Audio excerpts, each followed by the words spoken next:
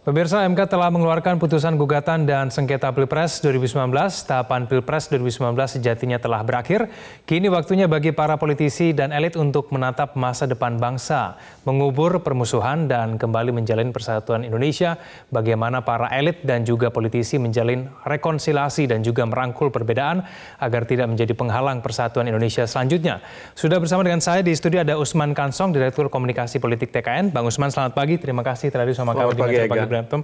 Bang Usman, proses MK sudah selesai. Presiden Joko Widodo akan dilantik besok 3:30 oleh KPU.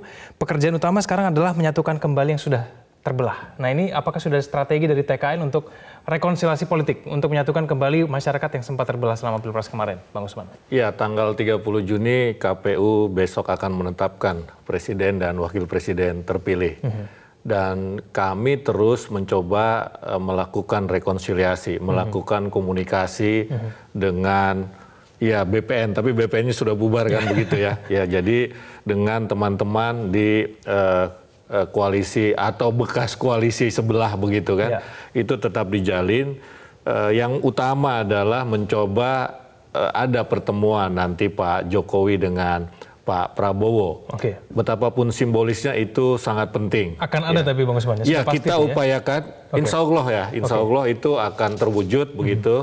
Ya, karena kami begitu yakin Pak Jokowi adalah negarawan, Pak Prabowo juga negarawan begitu. Jadi kita berharap dalam waktu yang tidak terlalu lama, kalau bisa pekan-pekan depan begitu sudah akan ada pertemuan begitu, sehingga masyarakat di bawah bisa melihat ini. Ya, itu sangat jadi apa yang terjadi di elit, masyarakat bisa melihat, kemudian ya untuk apa lagi di bawah di akar rumput itu berkonflik, berkompetisi, sementara elit-elit yang bertanding pun itu sudah melakukan rekonsiliasi, katakanlah seperti Bang Usman, itu. tapi kalau kita cermati dari tanggapan Prabowo Subianto pasca putusan MK dalam pidatonya tersebut, ada semangat rekonsiliasi tidak sebetulnya dalam pidatonya itu? Ya, saya kira tetap ada semangat di situ. Misalnya Pak Prabowo menghormati hasil keputusan Mahkamah Konstitusi.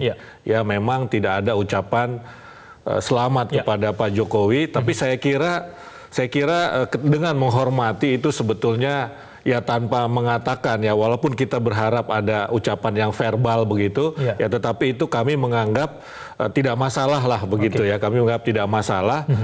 Itu apa namanya, barangkali juga untuk katakanlah menjaga spirit ataupun semangat para pendukung ataupun moral para pendukung juga seperti itu. Dan kemudian Pak Prabowo juga mengatakan akan berkonsultasi dengan tim hukum untuk melihat celah hukum. Saya kira ini kan hal yang biasa saja ketika sebuah proses di jalur hukum selesai, tim kuasa hukum akan berdiskusi, akan menyampaikan kepada prinsipal, kepada siapa yang menunjuk dia sebagai kuasa hukum untuk melaporkan, ya melaporkan apa yang sudah dilakukan oleh tim hukum ini. Ya, itu formal biasa. Sebab kita pada dasar semua tahu MK itulah jalan terakhir, jalan konstitusional terakhir dalam konteks Pilpres. Ya, kalau ada suara-suara misalnya ke Mahkamah Internasional itu kan bukan dari Pak Prabowo, itu dari Pak Abdullah Hamahua yang berunjuk rasa di MK kemarin, dan kita semua tahu Mahkamah Internasional itu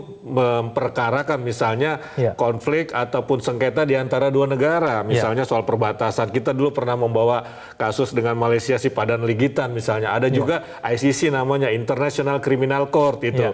Itu juga memperkarakan misalnya, mempersoalkan atau menyidangkan itu perkara kriminal ya. Misalnya pernah ada pemilu di Kenya misalnya, tetapi itu kan karena pemilunya itu berdarah-darah, ada tindak pidana, ada perbuatan kriminal, lalu dibawa ke ICC. Tapi di kita kan tidak ada persoalan itu begitu. Itu tidak akan mengganggu mengenai proses pertemuan yang sedang dijalin sekarang nanti? Sama sekali tidak mengganggu mestinya seperti itu. Jadi kita terus mencoba, kalau dari sisi Pak Jokowi ataupun TKN itu kan sejak awal, sejak 17 April Pak Jokowi secara terbuka mengatakan ayo kita bersatu kembali setelah kita berkompetisi, kemudian setelah pertemuan dengan para ketua parpol koalisi di pelataran misalnya, Pak Jokowi mengatakan juga sudah mengutus ataupun mengirim utusan bertemu dengan Pak Prabowo, kemudian juga ketika bicara di Kampung Deret Pak Jokowi juga mengulangi lagi pernyataannya ketika menanggapi peristiwa 21-22 Pak Jokowi bilang saya membuka diri untuk siapapun yang mau bekerja sama. Dan kemudian terakhir juga sebelumnya malah Pak Jokowi Pak JK bertemu dengan Pak Prabowo atas inisiasi Pak Jokowi. Jadi sudah begitu banyak strategi ataupun tahapan yang kita lakukan. Siapa Bang Usman yang diutus untuk melakukan pertemuan? Ya saya kira banyak ya. Saya kira tidak 1-2 orang, siapapun yang kita anggap bisa ya untuk menjembatani ya. Dan banyak yang menyediakan diri ya. Tadi Pak JK, Pak Luhut sudah, kemudian ada berita bahwa Kiai Sepuh juga siap untuk menjembatani misalnya begitu. Dan saya kira apapun yang bisa mewujudkan pertemuan itu ya akan kita lakukan. Nah, kemarin BPN resmi dibubarkan. Ini TKN masukannya seperti apa Bang Usman? Ya saya kira itu memang sudah diputuskan oleh Pak Prabowo. Jadi Pak Prabowo itu kan yang menandatangani susunan di BPN begitu ya. Ya Pak Prabowo yang menandatangani dari membentuk dan kemudian yang membubarkan, kira-kira seperti itu ya. Nah, tetapi kan orang-orangnya masih ada. Orang-orangnya masih ada dari Partai Gerindra, PKS, kemudian PAN, Demokrat. Itu tetap bisa berkomunikasi dengan kita di TKN dan itu terus kita lakukan. Karena sekarang partai politik yang tadinya tergabung dalam BPN sudah boleh menentukan sikap politiknya sendiri. Banyak yang menduga Bang Usman, ini nanti partai politik tersebut jangan-jangan akan berkoalisi dengan koalisi yang dipimpin oleh Pak Jokowi. Nah, ini bagaimana? Ya, kemungkinan itu bisa saja terjadi. Ini politik, sifatnya dinamis ya. Kita ingat 2014 dulu ya, itu Partai Golkar dan Partai Persatuan Pembangunan yang tadinya ada di koalisi Pak Prabowo dan Pak Hatta Rajasa ya. Kemudian dan sudah sempat berkoalisi juga di DPR kan begitu, itu kemudian kan beralih ke koalisi pendukung Pak Jokowi, Pak JK kan begitu. Nah jadi bisa saja terjadi. Sebelum-sebelumnya juga seperti itu, 2009, 2004 yang tadinya berseberangan, artinya mendukung calon presiden yang lain, tapi kemudian dia berkoalisi, pindah koalisi begitu kan. Nah artinya kalau pertanyaannya tadi, jangan-jangan partai koalisi pendukung 02 kemudian beralih ke 01, kemungkinan itu ada begitu. Tapi ini baik tidak sih buat demokrasi Indonesia, Bang Usman? Ini kan masih ada oposisi yang bersuara kritis. Ya oposisi harus tetap ada. Ya artinya dari misalnya 4 partai politik, ya tidak semua kan berkoalisi juga, karena bahaya juga kalau tidak ada oposisi. Bahaya juga kalau koalisinya terlalu gemuk begitu. Jadi nanti saya kira akan ada diskusi-diskusi, pembicaraan-pembicaraan idealnya seperti apa begitu kan. Ya pemerintahan, karena kita menganut sistem presidensial, ya pemerintahan harus kuat. Ya harus kuat, tapi tidak boleh jadi otoriter kan begitu. Nah karena itu oposisi tetap diperlukan. Ya tinggal lagi nanti hitung-hitungan politiknya seperti apa. Sampai masuk kabinet, Bang Usman? Ya bisa saja seperti itu ya. Misalnya waktu 2014 Golkar ketika bergabung itu ada di kabinet ya. Sebelumnya kan tidak ada. Misalnya Pak Erlangga, kemudian P3 juga seperti itu kan. Ya jadi saya kira ini hal yang biasa saja. Kalau tadi saya sering mengatakan kalau rekonsiliasi itu tanpa syarat. Rekonsiliasi. Yang paling penting dari rekonsiliasi adalah tujuan. Merajut kembali persatuan, ya, persaudaraan, ya, mempersatukan kembali bangsa. Tapi ke koalisi ini ada syarat biasanya begitu. Saya memberikan apa, saya mendapat apa kan begitu. Ya, jadi saya kira kalau tadi apakah mungkin ada di kabinet, ya mungkin saja begitu. Melihat contoh-contoh ataupun pengalaman ataupun praktik politik dimanapun begitu. Tapi tanda-tanda rekonsiliasi tanpa syarat itu muncul tidak dari Partai Gerindra paling tidak? Ya mestinya seperti itu ya, seperti itu. Nanti kalau sudah rekonsiliasi, kan rekonsiliasi tidak ada syarat.